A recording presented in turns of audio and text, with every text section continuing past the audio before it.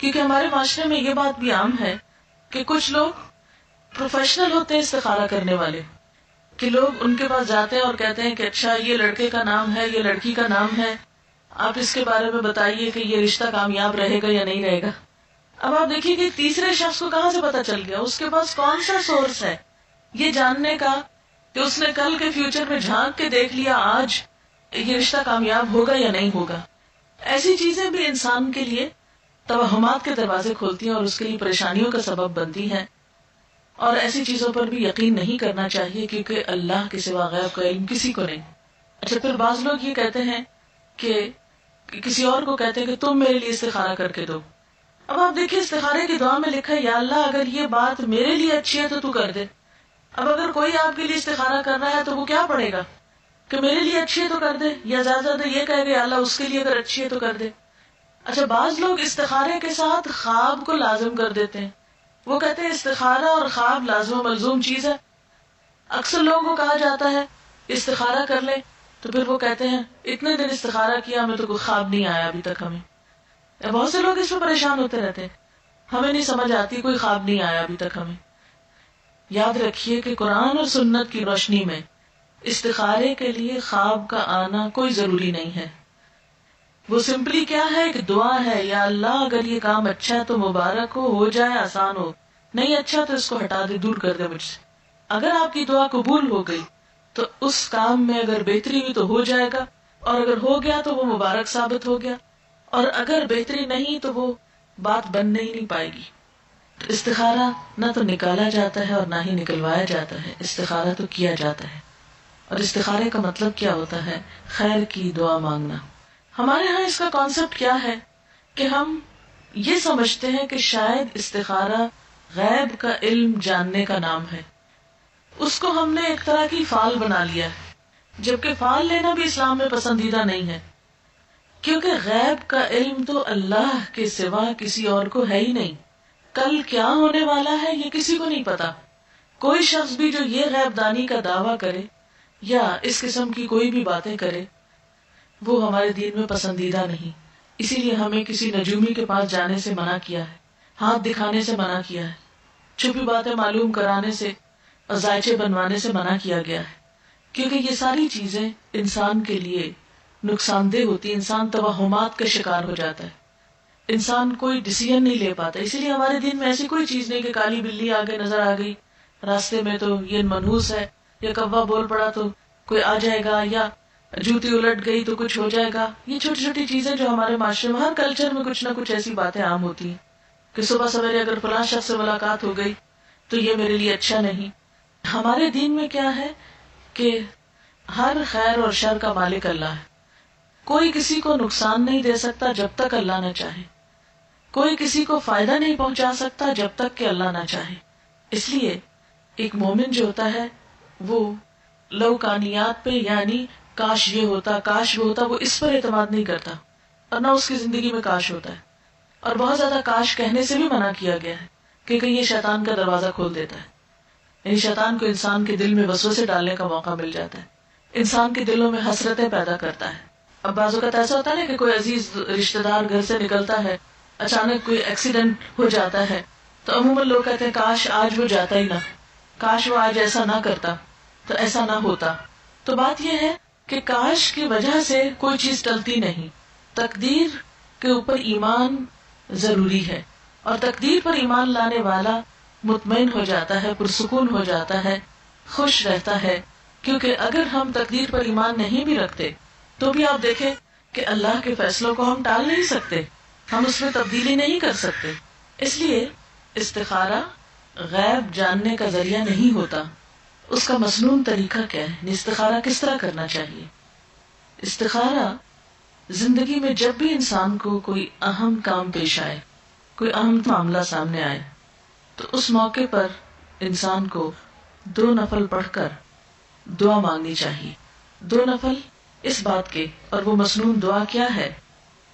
وہ مسنون دعا ہے اللہم انی استخیرک بعلمک واستقدرک بقدرتک واسألک من فضلک العظیم فإنک تقدر ولا اقدر وتعلم ولا اعلم وأنت علام الغيوب اللهم إن كنت تعلم أن هذا الأمر خير لي في ديني ومعيشتي وعاقبة أمري فاقدره لي ويسره لي ثم بارك لي فيه وإن كنت تعلم أن هذا الأمر شر لي في ديني ومعيشتي وعاقبة أمري فاصرفه عني واصرفني عنه واقدر لي الخير حيث كان ثم أرضني به.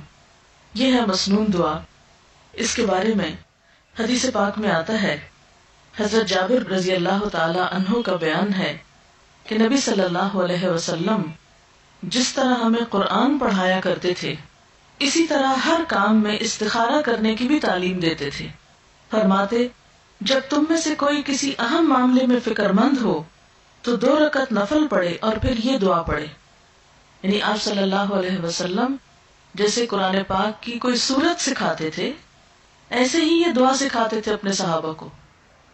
اور ساتھ ہی کیا تعلیم دیتے کہ جب بھی کوئی اہم کام ہو، اہم معاملہ ہو تو کیا کرو؟ نفل پڑھ کر یہ دعا پڑھو. اہم کاموں میں خود مثلا جس کی شادی ایک اہم فیصلہ ہے نا زندگی کا، جس کی شادی ہے وہ خود بھی پڑھے یہ نفل اور ماں باپ بھی پڑھے، ماں یا باپ دونوں میں سے کوئی ایک پڑھ لے. اس کا ترجمہ کیا ہے اور یہ کیوں پڑھا جائے؟ نبی صلی اللہ علیہ وسلم نے فرمایا استخارہ کرنے والا کبھی نامراد نہیں ہوتا، استخارہ کرنے والا کبھی نامراد نہیں ہوتا، مشورہ کرنے والا کبھی نادم نہیں ہوتا، اور کفایت شعری سے کام لینے والا کبھی کسی کا محتاج نہیں ہوتا. یعنی جو شخص مشورہ کرتا ہے اس کو پھر شرمندگی نہیں ہوتی، اور جو شخص بچت سے کام لیتا ہے پھر وہ کسی کا محتاج نہیں ہوتا، کیونکہ وہ اپنی ضرورت کے وقت کے لیے پہلے سے ہی تیاری کر کے رکھتا ہے. اور اللہ تعالیٰ سے استخارہ کرنا یعنی ایک طرح سے مشورہ کرنا بھی ہے اور خیر کی دعا مانگنا بھی ہے.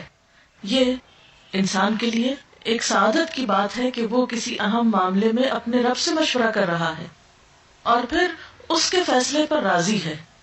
اور آپ جانتے ہیں کہ تقدیر پر راضی ہونا جو ہے، تقدیر پر راضی ہونا یہ ایمان کا حصہ ہے.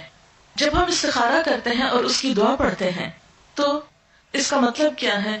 دعا کا ترجمے سے ہی آپ کو پتہ چل جائے گا. ترجمہ ہے خدایا میں تجھ سے تیرے علم کے واسطے سے خیر کا طلبگار ہوں، تیری قدرت کے ذریعے تجھ سے تیرے عظیم فضل کا سوال کرتا ہوں، اس لیے کہ تو قدرت والا ہے اور مجھے ذرا قدرت نہیں، تو علم والا ہے مجھے علم نہیں، تو غیب کی ساری باتوں کو خوب جانتا ہے. خدایا اگر تیرے علم میں یہ کام میرے لیے بہتر ہے میری دین اور دنیا کے لحاظ سے اور انجام کے لحاظ سے تو میرے لیے اسے مقدر کر دے. یعنی جب کسی بھی کام کے لیے ہم استخارہ کریں تو اس کو ذہن میں رکھنا چاہیے کہ اگر یہ چیز میری دنیا اور آخرت کے لحاظ سے اچھا ہے تو اس کو میرے لیے مقدر کر دے، یعنی میری قسمت میں کر دے، میرے لیے اس کو آسان کر دے، میرے لیے اس کو مبارک بنا دے.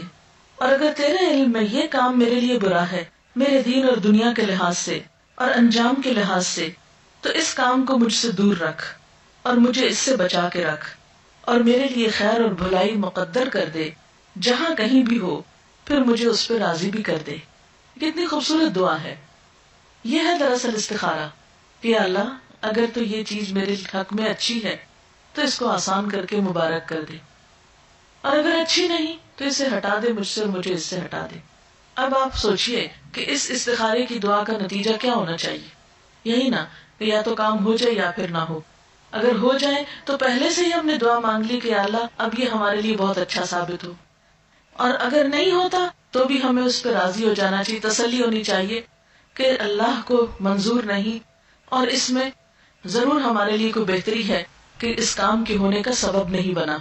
اور اس طرح انسان جو بھی فیصلہ کرتا ہے اس پر نادم نہیں ہوتا، پشیمان نہیں ہوتا، بعد میں پچھتاتا نہیں.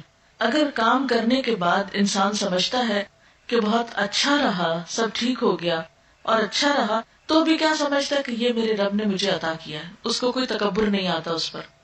اور اگر کام ہو جاتا ہے اور بعد میں دیکھتا ہے کہ اس کا نتیجہ اچھا نہیں نکلا تو بھی اس میں ندامت نہیں ہوتی کہ میں نے تو اللہ سے دعا کی تھی، اگر پھر بھی ٹھیک نہیں ہوا تو اس میں بھی ضرور میرے لیے کوئی سبق ہوگا. کیونکہ قرآن پاک میں یہ بھی آتا ہے نا، عسیٰ ان تحبوا شیئا وَهُوَ شَرٌّ لَكُمْ،